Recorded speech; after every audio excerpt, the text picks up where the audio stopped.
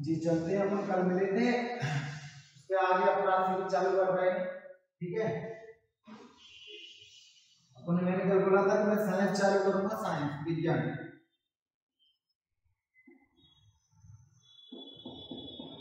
इसमें मैं अपने को जी इसमें अपने को इसमें एक तो बायोलॉजी और केमिस्ट्री और फिजिक्स, ये मात्र आपकी ज्यादा नहीं 10-10 दिन के तीनों टॉपिक अच्छे से, उसमें चाहे आप व्यापक का दोगे, चाहे पीएससी प्रीलिम्स का दोगे, चाहे मेंस का दोगे। ठीक है, इसमें चाहे आपकी बायोलॉजी हो जाए, चाहे केमिस्ट्री हो जाए और चाहे फिजिक्स हो जाए, ये सब टॉपिक आपके 10-10 दिन के 10-10 से ज्यादा 10 से 12 दिन अपन अच्छे से करेंगे, एक एक चीज देखेंगे। ठीक, ऑब्जेक्टिव भी बनेंगे। जो स्टूडेंट मेंस वाले हैं वो मींस उनके पास क्या रहेगा 3 मार्कर, वो हर क्वेश्चन लिख सकेंगे, और 5 मार्कर, उसके बाद 11 मार्कर। ठीक है, तो आज हम अपनी विकास यात्रा चालू करते हैं, अपन बायोलॉजी देखते हैं। जी अगली हेडिंग अपन देखेंगे बायोलॉजी मींस जीव विज्ञान, जीवों का विज्ञान, और कंटिन्यू रहेगी ये सीरीज आपकी।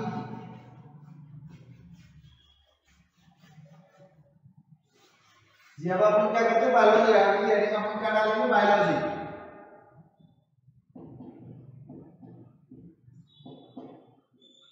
ठीक है, इसको जोड़ेंगे तो क्या हो जाएगा बायो प्लस लॉजी। ये क्या है जीवन या लाइफ, बायो माने जीवन, इंग्लिश में बोलेंगे लाइफ, और लॉजी माने क्या होता है अध्ययन, माने इसको इंग्लिश में बोलेंगे स्टडी, अर्थात जीवों का अध्ययन, अर्थात जीवों या जीवधारियों या अपने जीवन का अध्ययन क्या कहलाता है बायोलॉजी या जीव विज्ञान कहलाता है। इसको बोलेंगे हिंदी में क्या बोलेंगे इसको जीव विज्ञान, जीव विज्ञान। तो अपन जीव में आएंगे तो अपना जो साइंस है, जो अपना अध्ययन है, जो पैरामीटर है, जो डायमेंशन है, जिनका अपन अध्ययन करेंगे। ठीक है, मींस एक पैमाना निर्धारित है, उसको अंदर मींस उसके अंदर आने वाले जीव अर्थात जीवों का अध्ययन क्या कहलाएगा आपका बायोलॉजी या जीव विज्ञान। ये क्या है जीवधारियों का अध्ययन।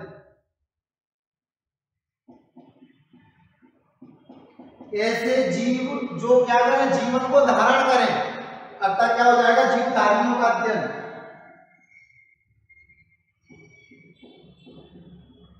और क्या हो जाएगा जीवधारी के स्थान पर क्या हो सकता है जीवन का अध्ययन और जीवों का अध्ययन। ठीक है, यही क्या कहलाता है आपका बायोलॉजी। ठीक है, इसी को बोलेंगे अपन, इसी को क्या बोलेंगे जीव विज्ञान। ये आपको वैसे बता दिया बेसिक में। ठीक है, अपन इतनी चीजें नहीं देखेंगे, छोटी छोटी चीजें बिल्कुल, उसके बाद अपन आगे कंटिन्यू करते हैं।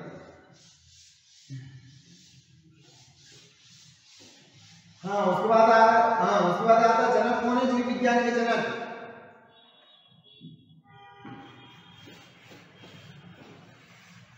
इसके ठीक है, इसके जनक कौन है जीव विज्ञान के जनक, किसको माना जाता है अरस्तु को।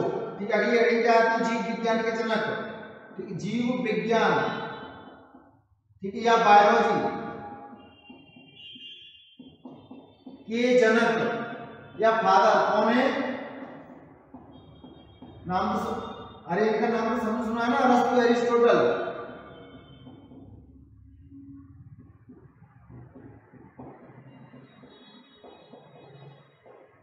ठीक है, इन्होंने प्रारंभ में इनका क्या मानना था कि प्रारंभ में कि जीवन जो अंश है ना जीवन का वो किसमें होता है जीवों में ही होता है, अर्थात प्राणियों में होता है। जो उसके बाद का पादप जगत है ना, जैसे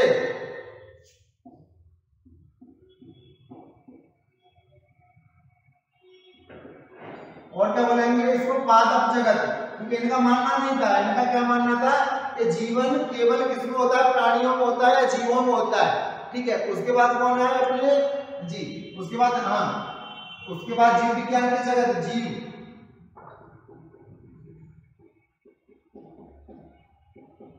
ये क्या होगा पादप विज्ञान अर्थात पेड़ पौधे। तो इसका क्या मानना होता है जी, अरस्तु जी का क्या मानना था कि जीवन केवल किसमें, मनुष्यों में या जीवों में। तो इनको मींस एरिस्टोटल को किसका जनक माना जाता है, जीव विज्ञान का। ठीक है, इसको क्या बोलते हैं, अरस्तु। और इसके कौन है, वनस्पति विज्ञान या पादप विज्ञान। इन्होंने बाद में किसकी खोज कर दी थी कि पेड़ पौधों में भी कहीं न कहीं जीवन है, उनकी दैनिक गतिविधियां चल रही है ना, कहीं कहीं जब वो जल को अब्सॉर्ब कर रहे हैं, अपना भोजन बना रहे हैं। ठीक है, तो जी उनके अंदर भी क्या है, माने कहीं न कहीं जीवन है। तो इसकी खोज किसने करी थी, थियोफ्रास्टस ने।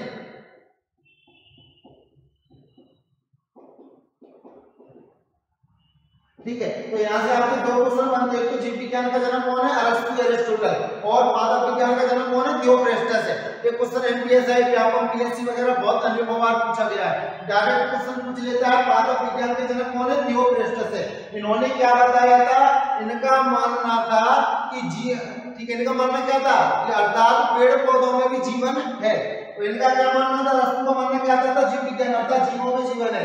ठीक है कि नहीं, अर्थात जो अपन भी सांस ले रहे हैं, खा रहे हैं, पी रहे हैं, ऊर्जा वगैरह मिल रही है, सबका एनर्जी ऑब्जर्व हो रहा है, वो सब किसमें आ जाएंगे, जीव विज्ञान में आ जाएंगे। तो अगर वो पूछता है जीवों में जनक कौन है, एरिस्टोटल है, और इसके कौन है, प्लांट के कौन है, पादपों के कौन है, इसके कौन है, थियोफ्रास्टस है। ठीक है, ये आपके दो पॉइंट कुछ भी नहीं करना। देखो बायोलॉजी मैंने क्या बताया था, बायो प्लस लॉजी। बायो माने क्या हो गया, उसका क्या बताया था, बायो माने क्या हो गया आपका जीवन या लाइफ, लॉजी माने अध्ययन, स्टडी करना, अर्थात जीवन का अध्ययन क्या कहलाता है, बायोलॉजी। ठीक है, कितने भागों में, दो भागों में, एक तो आपका जंतु विज्ञान, ये जंतु, अपन सब जंतु में आएंगे, जंतु या जीव विज्ञान, इसको जंतु। ठीक है, एक क्या आता है, पादप विज्ञान। शुरुआत में कौन आए थे, अरस्तु। इनका क्या मानना था कि जो होता है ना, जीवन केवल किसमें होता है, अपन लोग जंतुओं में होता है, जीवन विद्यमान केवल जंतुओं में होता है, इसलिए इनको जनक। ठीक है, इसलिए एरिस्टोटल है ना, अरस्तु, इनको किसका, जीव विज्ञान का जनक कहा जाता है। ठीक है, उसके बाद कौन आए, उसके बाद कौन आए, थियोफ्रास्टस। इनका मानना क्या था, ठीक है, इनका मानना क्या था, जीवों के अतिरिक्त जीवन की उपस्थिति किसमें होती है, पादपों में भी होती है। वो भी अपनी दैनिक क्रियाविधि कर रहे हैं, दैनिक गतिविधि जो उनकी संचालित हो रही है ना, वो सब इसी की वजह से हो रही है। तो इनको क्या बोला जाता है, थियोफ्रास्टस को पादप विज्ञान का जनक कहा जाता है। ठीक है, उसके बाद अपन चालू कर रहे हैं आगे।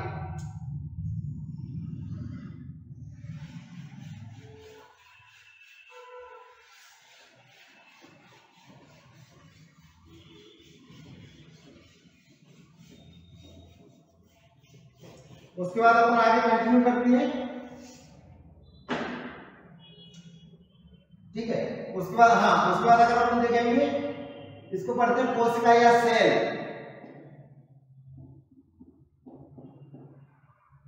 सबसे छोटी कोशिका क्या है, कोशिका मनुष्य के शरीर की क्या है, संरचनात्मक इकाई है, कार्यात्मक इकाई है। इसको क्या बोले, आधारभूत इकाई है, तो आधारभूत।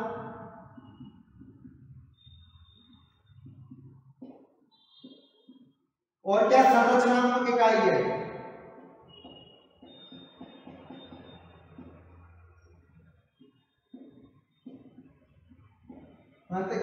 जी, और सबसे पहले कोशिका को किसने देखा था, सबसे पहले कोशिका क्या लिख रहा हूं, सबसे पहले कोशिका को किसने देखा था, रॉबर्ट हुक ने। सबको मालूम है रॉबर्ट हुक, ये चीजें पढ़ा के नहीं अपन सीधी। ठीक है, रॉबर्ट हुक। उसके बाद एक ऐसी कोशिका थी, मृत कोशिका थी,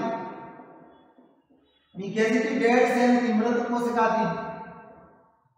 एक ऐसी कोशिका थी, डेड सेल थी, अर्थात मृत कोशिका थी। ठीक है, उसके बाद जीवित कोशिका,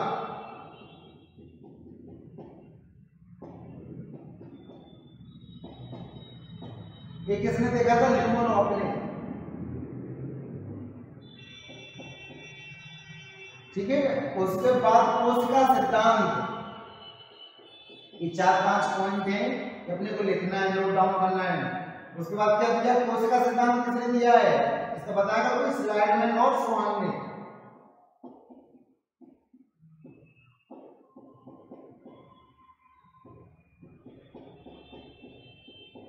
किसने दिया है कोशिका सिद्धांत, स्लाइडमैन और देखो भैया कुछ भी नहीं करना, बायोलॉजी माने बायो प्लस लॉजी। बायो माने क्या है, मींस आपका जीवन या लाइफ है, और लॉजी माने क्या है, अध्ययन, अर्थात जीवन का अध्ययन बायोलॉजी कहलाता है। ठीक है। उसके बाद जब प्रारंभ में कौन आए थे, एरिस्टोटल आए थे। उनका मानना था कि इनका मानना क्या था कि जो जीवन है ना वो किसमें, जीवों में ही है, ठीक है। तो इसलिए जीव विज्ञान या जंतु विज्ञान का जनक अरस्तु को कहा जाता है। बाद में कौन आया आपके, थियोपेस्टस। उनका मानना था कि उनका मानना क्या था कि उसके बाद क्या हो, दैनिक गतिविधियां हो रही ना, दैनिक गतिविधियों का संचालन, क्या लिख रहा हूं, दैनिक गतिविधियों का संचालन किसमें भी होता है, पेड़ पौधों में भी होता है।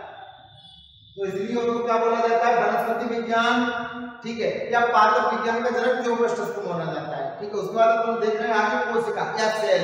इस शरीर की संरचनात्मक इकाई है, आधारभूत इकाई है, वो सबसे छोटी इकाई है। इसी के द्वारा शरीर की संकल्पना की जाती है, कोशिका के द्वारा, ठीक है। जैसे अपना कोई मकान बनता है ना, मकान, तो उसमें क्या रहना पड़ता है, पहले ईंट, ठीक है। उसमें अपन पहले क्या लेते हैं, ईंट लेते हैं ना, ईंट, ठीक है। ईंट से क्या बनता है, दीवार, और दीवार से क्या बनता है, फिर कमरा, सही है ना। 2-3 दीवार मिलकर क्या बनाएंगे, कमरे का निर्माण करेंगे, और कमरे से किसकी संकल्पना चरितार्थ होती है, मकान की। इसी प्रकार कोशिका, इसी प्रकार क्या है, सेल है, ठीक है। और उस पर देखा जी क्या, कोशिका आधारभूत इकाई है, संरचनात्मक इकाई है। सबसे पहले कोशिका को किसने देखा था, रॉबर्ट हुक ने, इन्होंने सबसे पहले कोशिका को देखा था, चिन्हित किया था, ठीक है। उसके बाद कैसी कोशिका थी, मृत कोशिका थी, डेड सेल थी, इनके द्वारा देखी गई कोशिका कैसी थी, डेड सेल थी। अगर अगला क्वेश्चन आता है, जीवित कोशिका को देखने वाले पहले व्यक्ति कौन थे, ल्यूबनॉव। ये कौन थे, ल्यूबनॉव। वो कोशिका सिद्धांत, उसके बाद क्या है, कोशिका सिद्धांत अर्थात सेल थ्योरी, ठीक। जे किसने दी, स्लाइडमैन और स्वान ने, ठीक है।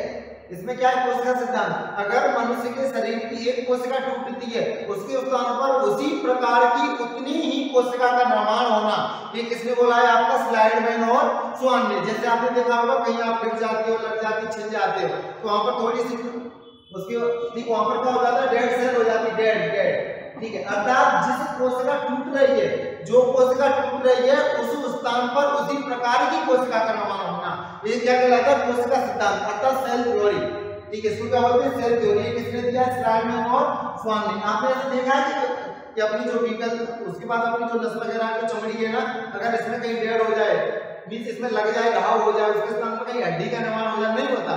बाल निकल रहा है, उसके बाद यहाँ के बाल यहाँ निकल रहा है, नहीं निकलेंगे, क्योंकि इसमें क्या है, इसको सब मालूम है, कोशिका को मालूम है, क्या मालूम है कि कौन सी कोशिका का निर्माण किस स्थान पर करना है, अर्थात कौन सी कोशिका कहाँ डेड हुई है, उसके स्थान पर नई कोशिका का निर्माण करना और उसी प्रकार की कोशिका का निर्माण करना, ये सब क्या कहलाता है, आपका सेल थ्योरी या कोशिका सिद्धांत हिंदी में।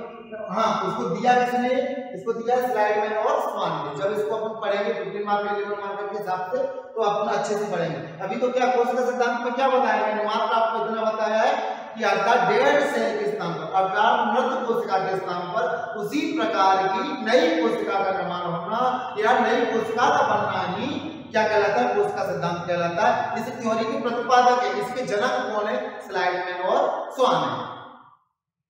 उसके बाद जो बेसिक चीजें बिल्कुल इनको एक पेज में नोट डाउन कर लेंगे, ठीक है। उसके बाद अपन आगे देख रहे हैं। उसके बाद अगला प्रश्न आता है, सबसे छोटी कोशिका। उसके बाद अगला प्रश्न आता है, सबसे छोटी कोशिका। ये छोटी छोटी चीज है, ठीक है। ये कौन सी सबसे छोटी कोशिका कौन सी है, माइटोप्लाज्मा।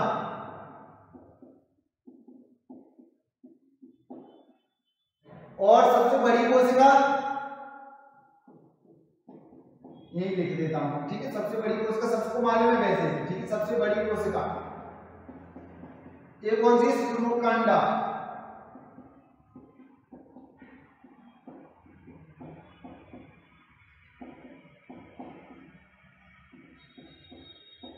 ठीक है। उसके बाद क्या होता है, सबसे लंबी कोशिका कौन सी है, ये सबको मालूम होगा। सबसे लंबी कोशिका बहुत बार पूछा गया है,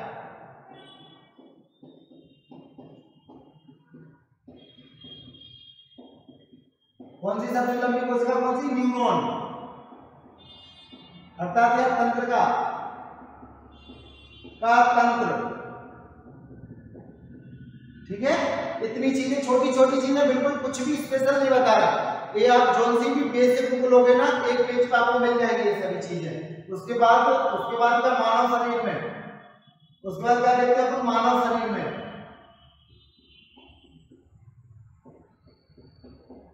ठीक है, इसमें अपन क्या देखेंगे, सबसे बड़ी और सबसे छोटी। इसमें सबसे बड़ी कौन सी होती है, मानव शरीर की सबसे बड़ी जी सबसे बड़ी, और सबसे छोटी कौन सी होती है, ये कौन सी छोटी, स्पर्म माने शुक्राणु, और सबसे बड़ी कौन सी, ओवम, ओवम माने अंडाणु, ये सबसे बड़ी है।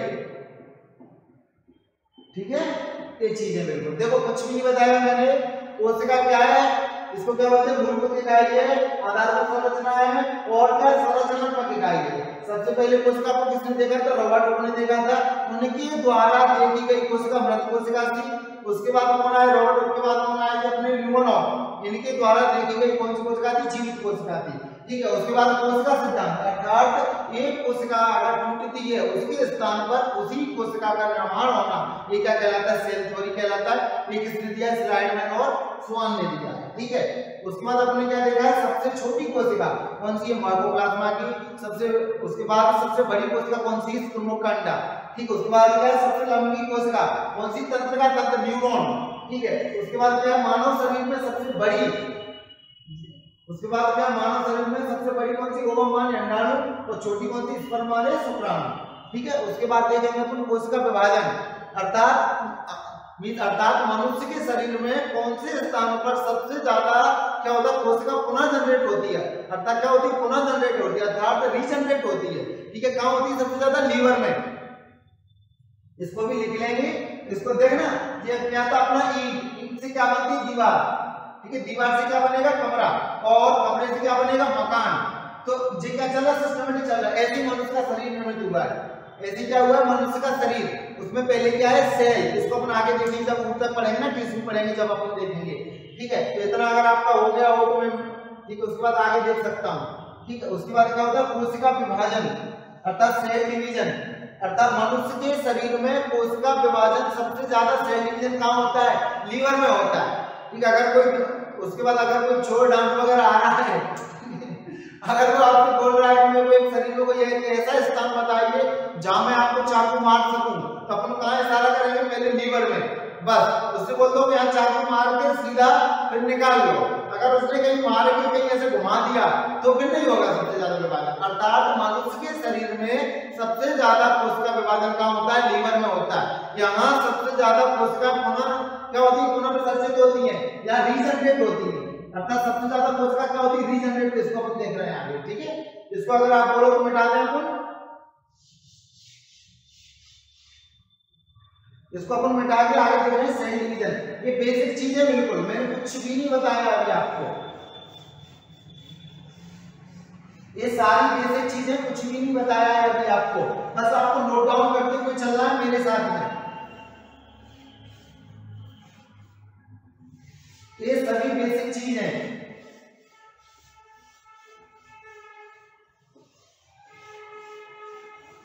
जैसे जैसे पढ़ोगे मजा आएगा पढ़ने में। ठीक है, देखो मैंने क्या बोला, सेल डिवीजन।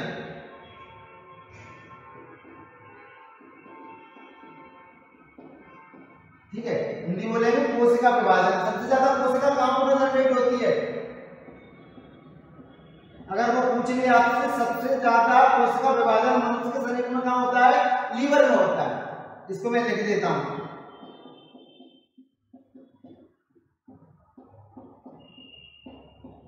ज्यादा कोशिका विभाजन। मैं क्या लिख रहा हूं, सबसे ज्यादा। ठीक है, कोशिका विभाजन मनुष्य के शरीर में, ठीक विभाजन मनुष्य के शरीर में, ये शरीर में कहां होता है, लीवर में। कहां होता है, लीवर में। ठीक है, और सबसे कम विभाजन कहां होता है,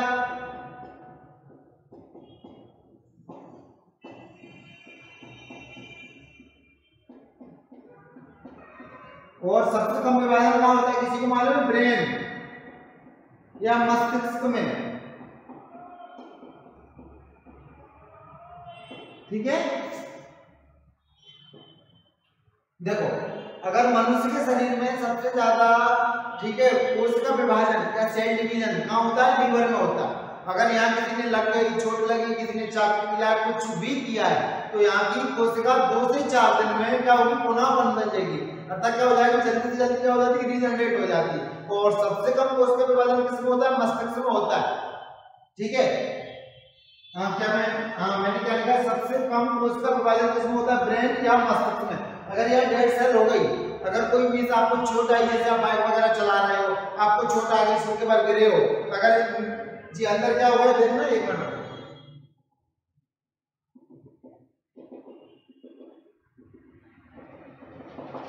ठीक है, अंदर अगर चोट आ गई, ठीक है, अंदर क्या होगा, उसका हो जाएगा ना, अरे भैया धब्बा जम जाता है, खून इकट्ठा हो जाता है, काला खून बोलेंगे तो बाहर नहीं निकलता वो अंदर। तो आपने देखा होगा कि जब अपन डॉक्टर वगैरह पे ले जाएंगे ना, तो वो क्या करते हैं, तुरंत उसका क्या करेंगे, ऑपरेशन करते हैं। वो क्या करते हैं, तुरंत ऑपरेशन करते हैं, माने जो अंदर काला खून जमा है उसको क्या करेंगे, सेल से हटाते हैं, हटाकर कहाँ निकालते हैं, बाहर निकालते हैं।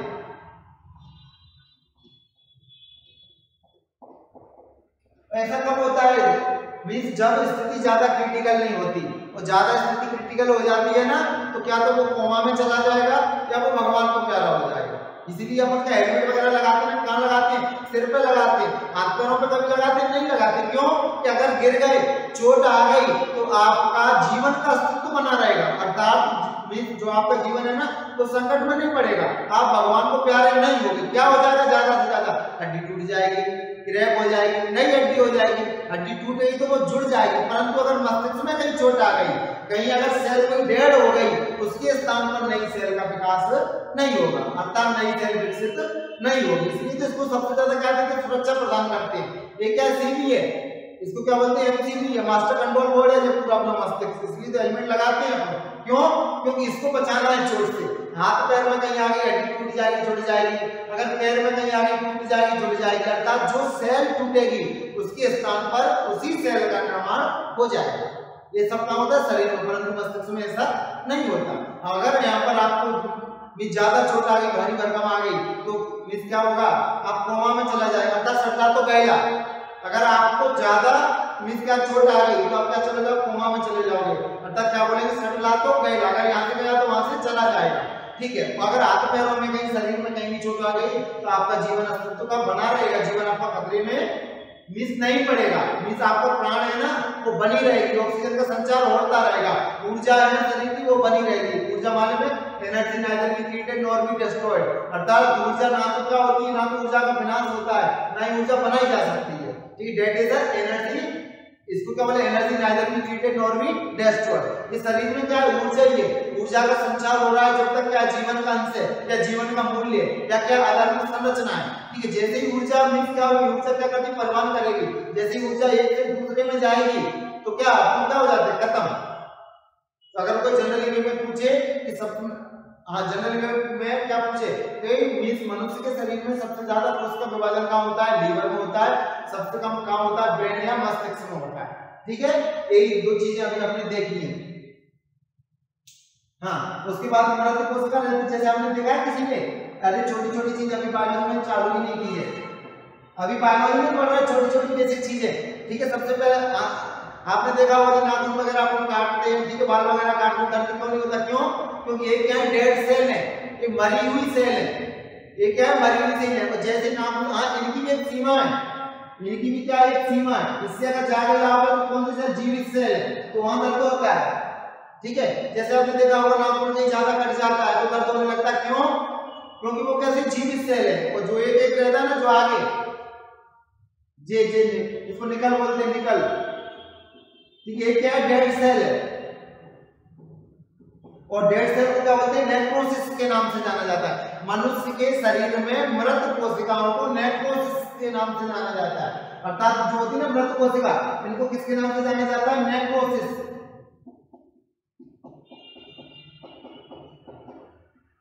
अर्थात मनुष्य के शरीर में मृत कोशिकाओं को जो नाम दिया जाता है, क्या नाम दिया जाता है, नेक्रोसिस। ठीक है, ये छोटी छोटी चीज देखो, ये मैंने कुछ भी नहीं बताया, मैंने बायोलॉजी लिखा था, बायो माने जीवन, अध्ययन, हाँ जीवन या लाइफ है, लॉजी माने स्टडी या अध्ययन, अर्थात जीवधारियों का अध्ययन, जीवन का अध्ययन क्या कहलाता है, जीव विज्ञान कहलाता है। देखो प्रारंभ में कौन आए थे, अरस्तु आए थे, उन्होंने क्या बोला था, मीन्स जो अंश है जीवधारियों में जीवन है, ठीक है, परंतु उन्होंने क्या पादप विज्ञान है ना, उनका वर्गीकरण नहीं किया था। बाद में कौन आया, थियोफ्रस्टस आया, उन्होंने क्या बताया लगाया कि पेड़ पौधों में भी जीवन है और जीवन के द्वारा इनमें क्या अस्तित्व है। जो हरे भरे हो रहे हैं ना, अपन छोटा पौधा लगाते हैं 2-5 महीने में बड़ा हो जाता है, क्या उसमें भी वृद्धि हो रही है, रिप्रोडक्शन उसमें हो रहा है, उसका प्रोडक्शन हो रहा है उसका, ठीक है, उसमें ठीक है, उसमें क्या हो रहा है, रिप्रोडक्शन होता है, ठीक है। तो हाँ, उसके बाद पादप विज्ञान का जनक किसको कहा जाने लगा, थियोफ्रस्टस को कहा जाने लगा। यहाँ तक सबको समझ में आ गई। फिर अपन ने क्या ली, सेल ली, कोशिका। ये क्या है, ये शरीर की आधारभूत इकाई है, मूलभूत इकाई है, संरचनात्मक इकाई है, कार्यात्मक इकाई है। बिना कोशिका के शरीर की संकल्पना नहीं की जा सकती, जैसे बिना ईंट के मकान की संकल्पना नहीं की जा सकती। पहले ईंट होगी, ईंट से दीवार होगी, दीवार के बाद कमरा होगा और कमरे के बाद मकान की संकल्पना चरितार्थ होगी। ऐसे क्या है, कोशिका सेल है, आधारभूत इकाई है, आधार है। ये क्या है, अपने शरीर का क्या आधार है, जो अपना शरीर खड़ा है ना, कोशिका के ऊपर है, स्ट्रक्चर एक प्रकार का, ठीक है। उसके बाद क्या देखा, सबसे पहले कोशिका किसने देखी थी, रॉबर्ट हुक ने। वो कैसी कोशिका थी, मृत कोशिका थी। उसके बाद जीवित कोशिका किसने देखी, ल्यूमन हॉक ने। उसके बाद कोशिका सिद्धांत, सेल थ्योरी, अर्थात अगर एक कोशिका टूट रही है, उसके स्थान पर उसी प्रकार की दूसरी कोशिका का निर्माण होना, ये किसके अंदर आ जाता है, आपका मीन सेल थ्योरी या कोशिका सिद्धांत। ये किसने दिया था, आपका दिया था स्लाइडमैन और स्वान ने। उसके बाद क्या होता है, सबसे छोटी कोशिका माइकोप्लाज्मा की होती है, उसके बाद क्या होता है, सबसे बड़ी कोशिका शुक्राणु होता है, ठीक है। उसके बाद मनुष्य के शरीर में सबसे बड़ी कोशिका कौन सी होती है, ओवम, अंडाणु होती है, और सबसे छोटी कोशिका स्पर्म, शुक्राणु होती है। और उसके बाद सबसे लंबी कोशिका कौन सी, तंत्रिका तंत्र होती है, ठीक है, न्यूरॉन होती है। उसके बाद हमने क्या देखा, सबसे ज्यादा कोशिका विभाजन। उसके बाद क्या देखा है, सबसे ज्यादा कोशिका विभाजन किसमें होता है, लीवर में होता है। अगर कोई छोड़ देगा तो आपको कोई मारने आ रहा है, ठीक है, आप वो बोलते हैं, अगर चॉइस दे चाकू उसको ऐसे नहीं मरवाना कि आधा मैं चाकू मारता हूं, नहीं, अगर कोई चॉइस दे रहा है, चॉइस फिलिंग दे रहा है, 2 ऑप्शन कहां मरवाना है, तो सारा कर दो लीवर की तरफ। क्यों, क्योंकि 2 से 4 दिन में डेड सेल पुनः विकसित हो जाती है, अर्थात इसके स्थान पर नई कोशिकाओं का निर्माण हो जाता है, ठीक है। और सबसे कम किसमें होता है, ब्रेन में। इसलिए तो अपन इसको सुरक्षा प्रदान करते हैं, ब्रेन को। सारी चीजें, शरीर का संतुलन कहां से है, मस्तिष्क से। देखना अपन जैसे देखते हैं तो उसकी जानकारी जहां जाएगी, जो भी अपना शरीर का संचालन, हाथ पैर सब इसके अनुसार, दिमाग के अनुसार, जो चीज दिमाग में आती है ना, जैसे मैं आपको पढ़ा रहा हूँ उसका सिद्धांत, तो जो मेरे हाथ रिएक्शन कर रहे हैं, मेरा पैर मार्केट चल रहा है, सब कहां से कंट्रोल हो रहा है, मस्तिष्क से हो रहा है। इसलिए इसको सुरक्षा प्रदान करना सुनिश्चित हो जाता है। इसको सुरक्षा कौन सुनिश्चित करता है, हेलमेट वगैरह, जैसे अपन बाइक वगैरह चलाते हैं, हेलमेट लगा के हाँ इसको सुरक्षा प्रदान कर सकते हैं, मींस इसको छोटे होने से अपन बचा सकते हैं, मींस गंभीर खतरे को अपन थोड़े खतरे में मींस टाल सकते हैं। और हाथ पैर तो आपको मालूम है, मींस हाथ में चोट आ जाए, पैर में आ जाए, इसमें तो क्या होगा, नई कोशिका बन जाएगी। जो कोशिका टूटी है उसी कोशिका के स्थान पर नवीन कोशिका का निर्माण हो जाएगा, परंतु अगर यहाँ डेड सेल हो गई तो फिर नई कोशिका नहीं बनेगी, ठीक है। उसके बाद आपने क्या देखा, सबसे ज्यादा कोशिका विभाजन लीवर में और सबसे कम विभाजन ब्रेन या मस्तिष्क में। उसके बाद क्या देखा, मृत कोशिका। जो अपन नाखून वगैरह काटते हैं ना, तो दर्द क्यों नहीं होता, क्यों, क्योंकि वो सेल कैसी है, वो सेल कैसी, डेड सेल है। और डेड सेल को किसके नाम से जाना जाता है, नेक्रोसिस के नाम से जाना जाता है, अर्थात मृत कोशिकाओं का अध्ययन ही नेक्रोसिस कहलाता है। अर्थात मृत कोशिकाओं का अध्ययन ही नेक्रोसिस क्या होता है, कहलाता है। एक शब्द आपने और सुना होगा, बहुत ज्यादा चलन में आजकल, तो ज्यादा मैं बड़ी बात नहीं करूंगा, 14 साल से और 50-55 तक, ठीक है। क्या जिससे अपन कैंसर, ये कैंसर है क्या, कैंसर क्या है, कोशिकाओं का अनियंत्रित विभाजन, अनकंट्रोल्ड डिवीजन ऑफ सेल।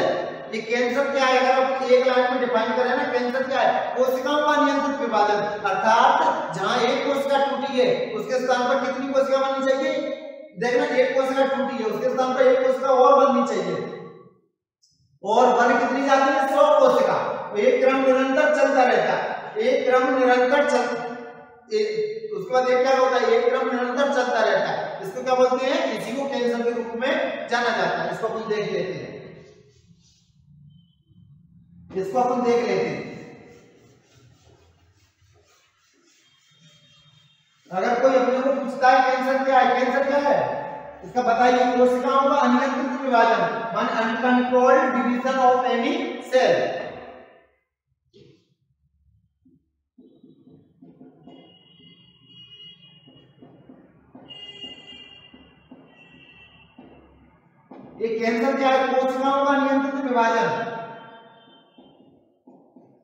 मैं क्या लिख रहा हूं, कोशिकाओं का अनियंत्रित विभाजन।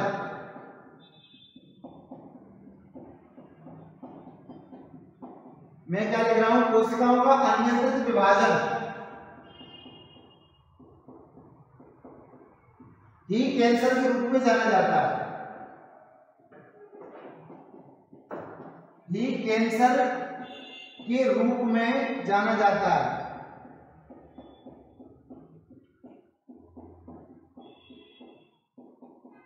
ठीक है, एक लाइन बाद बोलेंगे, क्या बोलेंगे, अनकंट्रोल्ड, क्या बोलेंगे अपन, अनकंट्रोल्ड डिवीजन ऑफ सेल, इसी को क्या बोलेंगे, डेट इज द कैंसर। इसको क्या बोलेंगे जी, इसको मैंने क्या लिखा है, कोशिकाओं का अनियंत्रित विभाजन ही कैंसर के रूप में जाना जाता है। अर्थात जहां पर देखना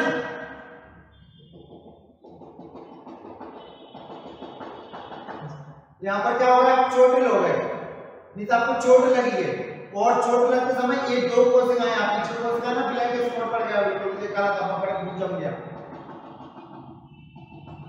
अर्थात कितनी कोशिकाएं डेड हुई हैं, दो हुई हैं। एक कितनी कोशिका डेड हो गई, दो, तो इसके स्थान पर उसी प्रकार की दो कोशिकाओं का निर्माण होना चाहिए।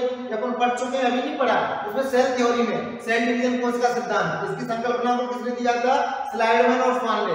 ऐसा होता नहीं, परंतु यहाँ क्या होगा, इसकी वजह से कितनी कोशिका, 100 कोशिका, इसकी वजह से कितनी कोशिका, 100 कोशिका, फिर ये जाके 1000 कोशिका, फिर उसके बाद एक क्रम निरंतर चलता रहेगा। अर्थात कोशिकाओं का नियंत्रित विभाजन, ज्यादा से ज्यादा कोशिका पुनः जनरेट होती रहेगी, ये सब कोशिका पुनः बनती रहेगी, पुनः बार बार कोशिका बनती रहेगी, तो क्या जम जाएगा, कोशिका इकट्ठी हो जाएगी, पेरिथिकल, इसको बोलते हैं पेरिथिकल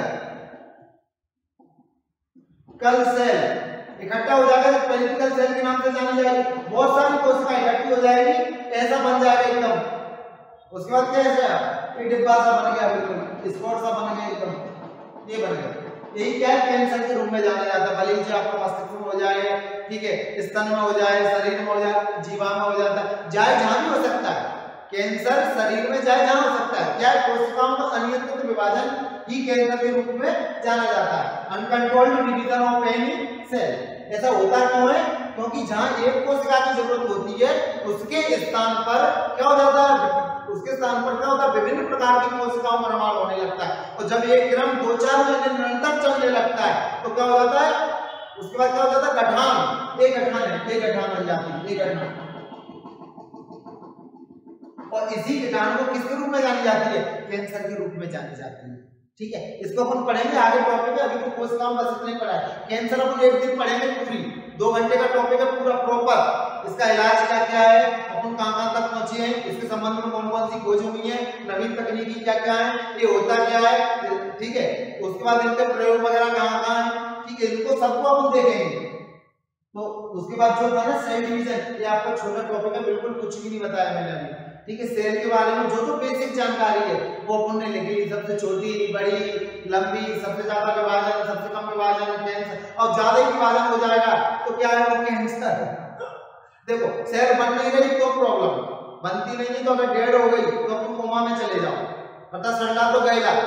जैसे अगर कोई सेल डेड हो गई तो अपन कोमा में चले जाओ, और अगर ज्यादा बन रही है, बार बार बन रही है, तो वो क्या, वो भी आपको टेंशन, समस्या को ग्रस्त करना है या समस्या को बुलाना है, वो किसके रूप में, मिस कैंसर के रूप में जानी जाएगी। ठीक है, उसके बाद अपन यहाँ से चालू कर रहे हैं बिल्कुल सिस्टमेटिक। ये बिल्कुल बेसिक चीजें थी, ये बिल्कुल बेसिक चीजें थी। ठीक है, आपको चाहे कौन सी भी लोगे ना प्रॉपर वे से, उसमें चाहे जहां मिल जाएंगी ये चीजें, बस इनको याद करते हुए चलना है, बुक में तो मिल जाएंगी, इनको ऐसे कैसे याद करते हुए चलना। और जैसे ही आप लोगों का ये खत्म होगा ना, जो बायोलॉजी 10 से 15 दिन में, एक मैराथन का पूरा में 10-12 घंटे का पूरा कंप्लीट करा देंगे। उसमें बस आपको पढ़ना है, सिलेबस कौन सा भी हो, उसमें कोई दिक्कत नहीं, आप जब बोलोगे जब चालू हो जाएगा। ठीक है, उसके बाद अपन देखते हैं सेल के पदार्थ जो अवयव होते हैं, एक सेल के अंदर क्या क्या भरा रहता है। ठीक है, ये सेल की क्या बाहरी परत है, ये क्या करती है, सेल को सुरक्षा प्रदान करती है। इसको किसको नाम से जाना जाता है, सेल मेम्ब्रेन, कोशिका झिल्ली। इसको किसके नाम से जाना जाता है? कोशिका झिल्ली।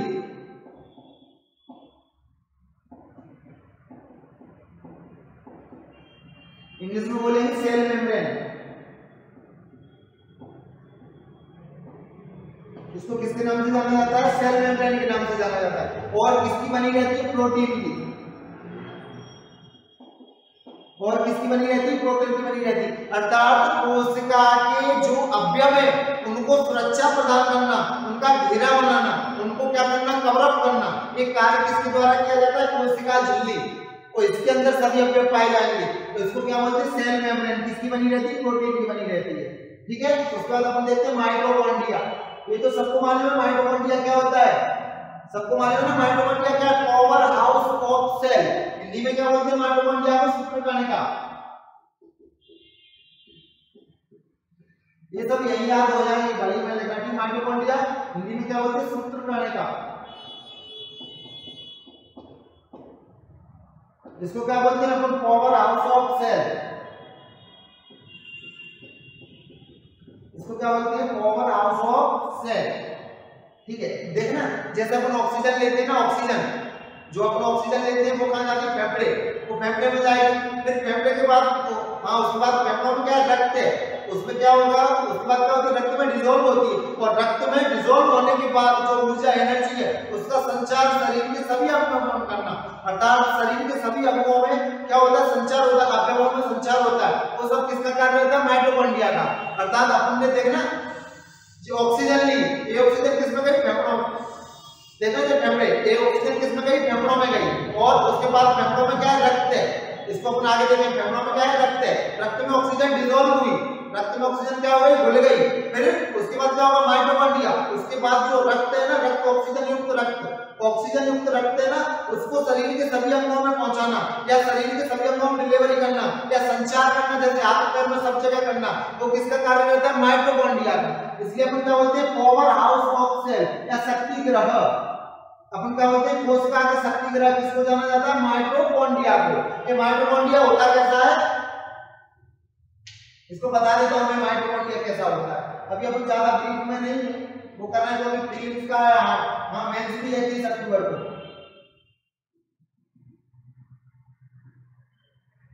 ये माइटोकॉन्ड्रिया दो परत होती है माइटोकॉन्ड्रिया। एक तो बाहरी परत होती है जो कि ऐसी होती है छिद्रयुक्त होती है, उसमें छेद पाए जाते हैं, छेद पाए जाते बाहरी उसमें परत में। और अंदर की परत होती है ना, इसको बोलते हैं क्राइस्ट। ये इंपॉर्टेंट क्वेश्चन है। माइटोकॉन्ड्रिया की आंतरिक परत को किस नाम से जाना जाता है? माइटोकॉन्ड्रिया की आंतरिक परत को किस नाम से जाना जाता है? किस नाम से जाना जाता है? क्राइस्ट। और ज्यादा डिसॉल्व करेंगे तो क्रिस्टी। ठीक है, क्रिस्टी। और माइटोकॉन्ड्रिया में क्या चलता है? क्रिप्स साइकिल चलती है। अगर कोई पूछे कि हीरो की साइकिल की एटलस की साइकिल कौन सी साइकिल चलती है माइटोकॉन्ड्रिया में? हीरो की एटलस की? नहीं, दोनों में से कोई नहीं चलती। कौन सी चलती है? क्रिप्स साइकिल चलती है माइटोकॉन्ड्रिया में। कौन सी साइकिल? Cripps cycle. ठीक है, इसको अपन एक साइड कर देते हैं, थोड़ा देखो। मैं समझाने की पूरी कोशिश करूंगा और आपको पीडीएफ भी डाल दिया करूंगा हैंडमेड नोट्स की। देखो इसमें क्या देखेंगे अपन? सेल कर्व देखेंगे सब टोटल पूरे। ये क्या है आपकी? क्या कोशिका झिल्ली। ये क्या है आपकी? कोशिका झिल्ली।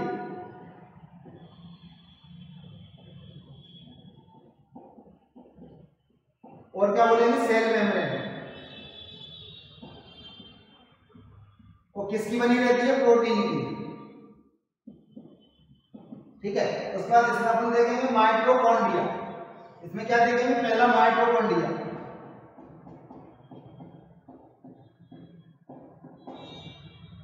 हिंदी में बोलेंगे सूत्रकणिका।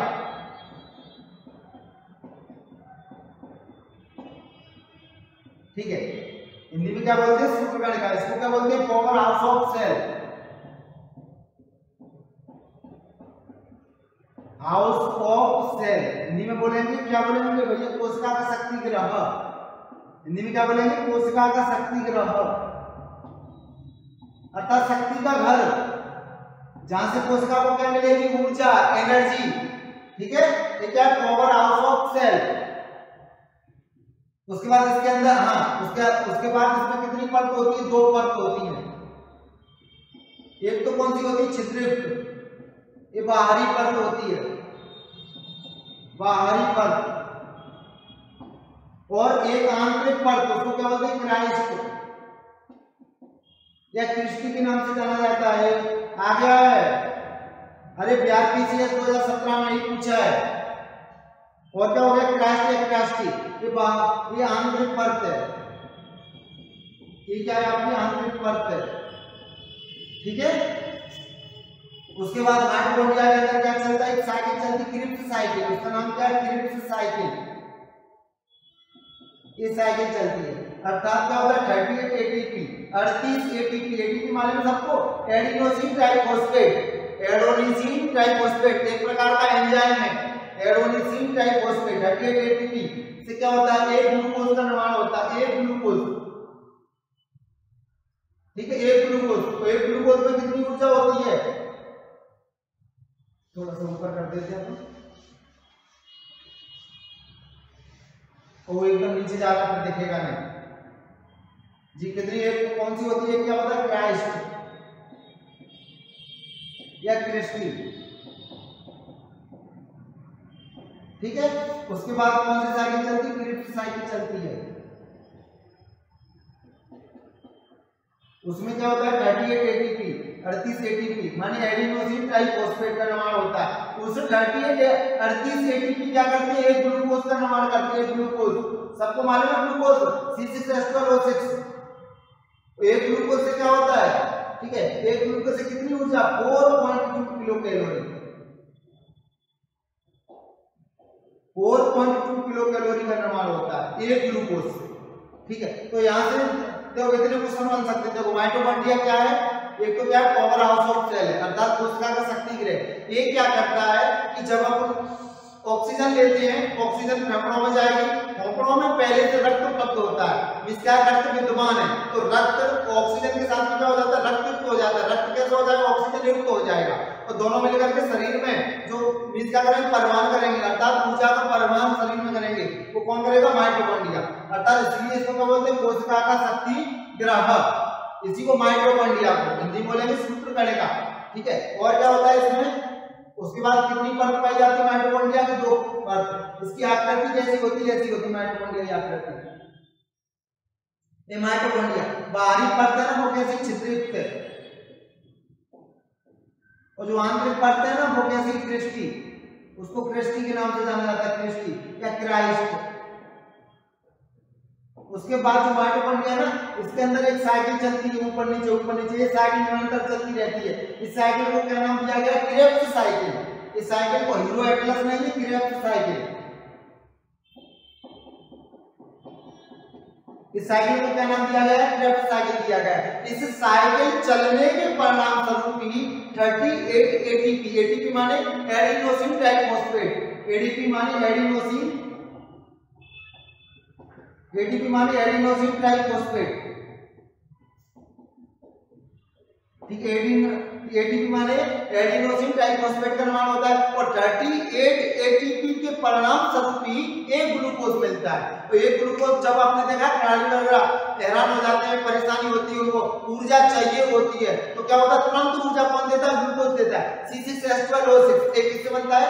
चीनी से बनता है, ठीक है। उसके बाद देख रहे हैं, उसके बाद एक ग्लूकोज में कितनी ऊर्जा होती है? ठीक है, 4.2 किलो कैलोरी का निर्माण होता है। तो माइटोकॉन्ड्रिया से इतना। हाँ, उसके बाद इसकी खोज वो चीज आप देख लेना अपने हिसाब से जी। माइटोकॉन्ड्रिया की खोज किसने करी थी? अल्टमैन ने जी। किसने करी थी? अल्टमैन। यानी कि माइटोकॉन्ड्रिया की खोज किसने करी? अल्टमैन ने, अल्टमैन। और नामकरण किसने किया है? बेंटा। अर्थात माइटोकॉन्ड्रिया का नामकरण किसने किया है? बेंटा। देखो प्रीलिम्स वाले तो सब फैक्ट याद रखेंगे, प्रीलिम्स वाले, व्यापम वाले सब फैक्ट याद रखेंगे।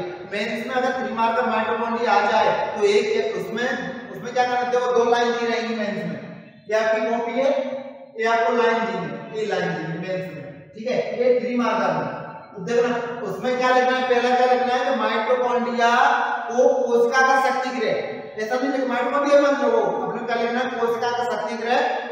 इसमें क्या लिखना है? कोशिका का शक्ति गृह।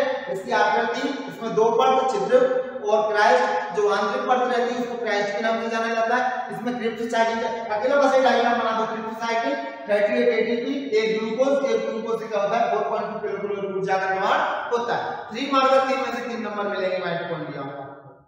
ठीक है, उसके बाद अपन आगे चले माइटोकॉन्ड्रिया, उसके बाद गोल्गी बॉडी, उसके बाद क्या आता है माइटोकॉन्ड्रिया को यहां तक किसी को लिखना हो तो लिख लो। उसके बाद अपन आगे देख रहे हैं गोल्गी बॉडी, उसके बाद अपन क्या देख रहे हैं गोल्गी बॉडी जी, उसके बाद क्या देख रहे हैं गोल्गी बॉडी।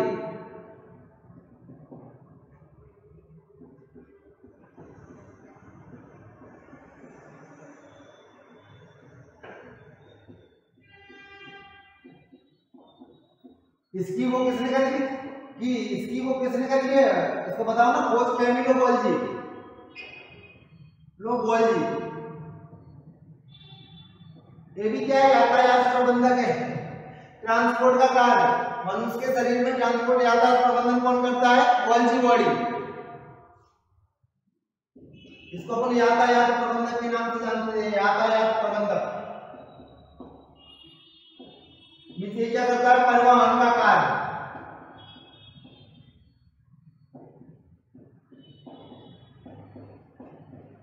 का कार्य मनुष्य के शरीर में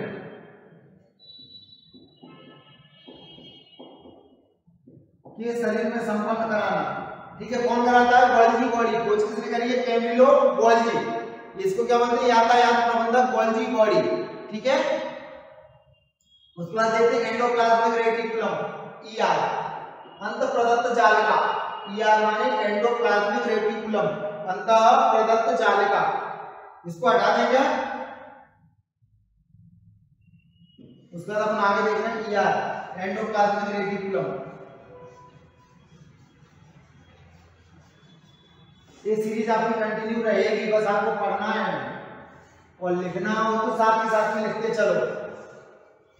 इतना टाइम दे रहा हूं मैं, बिल्कुल धीरे धीरे करा रहा हूं। आज स्पीड थोड़ी थोड़ी बढ़ती जाएगी, जैसे जैसे आप दिन होते चलेंगे स्पीड बढ़ती चलेगी। ये पहला वीडियो है मेरा ऑनलाइन।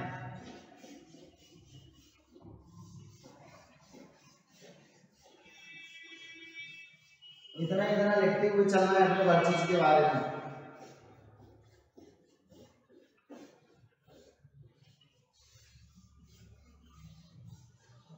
ठीक है, उसके बाद अपन क्या देखेंगे ईआर एंडोप्लाज्मिक रेटिकुलम। ईआर माने एंडोप्लाज्मिक रेटिकुलम।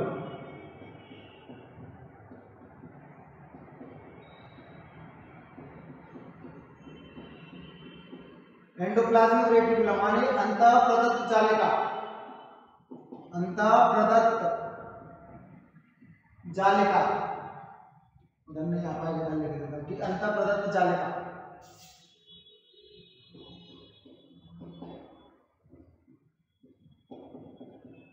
अंतः प्रदत्त जालिका। उस पर क्या लिखना है अंतः प्रदत्त जालिका ईआर एंडोप्लाज्मिक रेटिकुलम। ये कितने प्रकार का होता है? हाँ, इसका कार्य क्या है? ईआर का एंडोप्लाज्मिक रेटिकुलम का क्या कार्य है कि शरीर को क्या करना है स्ट्रक्चर, शरीर को क्या करना है खड़े रहने में मदद करना। ठीक है, या शरीर को सुरक्षा प्रदान करना या कोशिका को सुरक्षा प्रदान करना। कोशिका कार्य ईआर का एंडोप्लाज्मिक रेटिकुलम। ये कितने प्रकार का होता है? बिल्कुल ऐसे देना नोट शुरू में, 2 प्रकार का, एक तो आपका स्मूथ, एक आपका रफ। स्मूथ में बस एक स्मूथ एक आपका रफ। जो स्मूथ होता है ना वो किसका बना रहता है? फैट। और फैट हिंदी में बोले तो बसा, हिंदी में बोले तो बसा। जैसे आपने देखा होगा ना मनुष्य का अगर किसी व्यक्ति या मनुष्य का वेट, जैसे मेरा ही वजन 80-85 किलो है, ठीक है, 70-75 किलो है, तो मैं इतना दिखूंगा नहीं भारी, मैं इतना भारी भरकम नहीं दिखूंगा। अगर मेरे स्थान पर कोई महिला है, उसका वजन अगर 70-75 किलो है तो बहुत ज्यादा आकार दिखेगा। उसका आकार कैसा दिखेगा? एकदम बिल्कुल बहुत भारी भरकम दिखेगा। क्यों? इसका कारण क्या है? क्योंकि महिलाओं में पुरुषों की अपेक्षा वसा या फैट की मात्रा क्या होती है? ज्यादा होती है। महिलाओं में पुरुषों की अपेक्षा वसा या फैट की मात्रा क्या होती है? ज्यादा होती है। जैसे आपने देखा होगा कि शादी पार्टी वगैरह में वो जाती है तो महिलाओं को सर्दियों में ज्यादा नहीं लगती। जब कहीं सर्दी में जा रही है, शादी पार्टी मनाने जाती है ना, तो वहां बिल्कुल सब नागिन की तरह बिल्कुल ऐसे ऐसे। और पुरुष को बेचारे को बनियान, फिर कपड़े, फिर कोट, फिर मफलर, सब कुछ। क्यों? क्योंकि पुरुषों में वसा की मात्रा क्या है? कम है। तो एक तो क्या करती है वसा, क्या करती है जी, क्या करती है शरीर की रक्षा करती है महिलाओं को। महिलाओं में क्या रहता है वसा की मात्रा ज्यादा रहती है, इसलिए उनको पुरुषों की अपेक्षा सर्दी कम लगती है, ऐसा मेरा मानना है। ठीक है। और क्या करती है जो स्किन होती है कैसी होती है? थोड़ी कैसी होती है? बिल्कुल एकदम स्किन कैसी होती है उनकी? एकदम मुलायम होती है। किसके कारण? वसा के कारण। उनमें फैट या वसा की मात्रा क्या है? ज्यादा है। ये क्या होती है? रफ। ये रफ भी कितने प्रकार? हाँ, ये रफ क्या होती है? राइबोसोम। अगर प्रश्न पूछा जाए कि एंडोप्लाज्मिक रेटिकुलम अंतः प्रदत्त जालिका शरीर में क्या कार्य करती है, तो शरीर को संरचना प्रदान करती है, शरीर को पिचकने से बचाती है। शरीर को क्या करती है? पिचकने से बचाती है। शरीर को पिचकने से बचाने का कार्य एंडोप्लाज्मिक रेटिकुलम अंततः प्रदत्त जालिका द्वारा किया जाता है। और कितने प्रकार की होती है? दो प्रकार की होती है, एक स्मूथ होती है, एक रफ होती है। स्मूथ वाली किससे बनी रहती है? फैट माने वसा से बनी रहती है। और पुरुषों की अपेक्षा महिलाओं में वसा की मात्रा ज्यादा होती है, इसलिए उनको सर्दियों में सर्दी थोड़ी कम लगती है। ठीक है। और स्किन कैसी रहती है? मुलायम रहती है। और रफ वाली, हाँ, एंडोप्लाज्मिक रेटिकुलम जो रफ होता है ना, वो किससे बना रहता है? राइबोसोम से बना रहता है, राइबोसोम।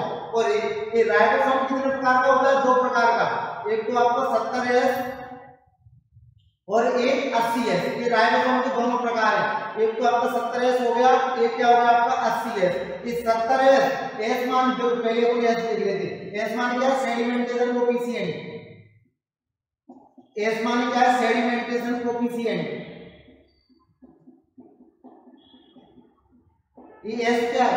एस माने सेडिमेंटेशन कोएफिशिएंट, अर्थात एक हल्की चीज ले लो, एक भारी चीज ले लो, दोनों चीज को एक साथ गिराओ तो कौन सी चीज जल्दी नीचे गिरेगी? कौन सी गिरेगी? भारी वाली। हल्की वाली कैसे गिरेगी? थोड़ी सी मानव देर में गिरेगी।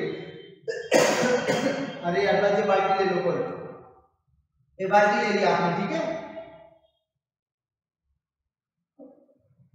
ठीक है, इसमें पानी भरा हुआ है। ठीक है, पानी भरा हुआ। एक कागज ले लो आप, एक कागज ले लिया आपने और एक पेन ले लो, पेन। तो इसमें भारी कौन है? पेन। ये भारी क्या हो गया? पेन। और कागज कैसा हो गया? हल्का। इन दोनों को एक साथ गिराओ तो पेन पहले गिरेगा। ये पेन कहाँ गया? देखो गिर गया बिल्कुल तली में। बाल्टी की तली में कहाँ चला जाएगा? पेन दे गया बिल्कुल तली में, बाल्टी की तली में। जो बाल्टी है ना उसकी तली में कहाँ गया? पेन। और अभी उसके बाद क्या? कागज अभी गिर रहा है, अर्थात संकरा तो बैला। देखो इसको देखो छोटे को, ये अभी गिर रहा है। ठीक है, ये अभी क्या हो रहा है? गिर ही रहा है। जबकि पेन क्या हो गया? गिर गया। एस क्या है? सेडिमेंटेशन कोएफिशिएंट, अर्थात कोई चीज कितनी जल्दी विकास करेगी, कोई चीज अपने आप में कितनी जल्दी पुनः विकसित होगी, कितनी जल्दी क्या होगी? रीजनरेट होगी। तो कौन होगी? इस भारी वाली होगी। हल्की कैसी होगी? देर से होगी। ठीक है, तो इसी को बोलते हैं माने सेडिमेंटेशन कोएफिशिएंट, अर्थात एक तली में, एक बाल्टी की तली में हल्की भारी दोनों चीजों को एक ही समय पर एक ही ऊंचाई से नीचे गिराया जाता है तो कौन सी चीज तली में जल्दी बैठेगी? कौन सी बैठेगी? भारी बैठेगी। तो हाँ, जो 70S होता है ना, 70S ये किसमें पाया जाता है? बैक्टीरिया वायरस में।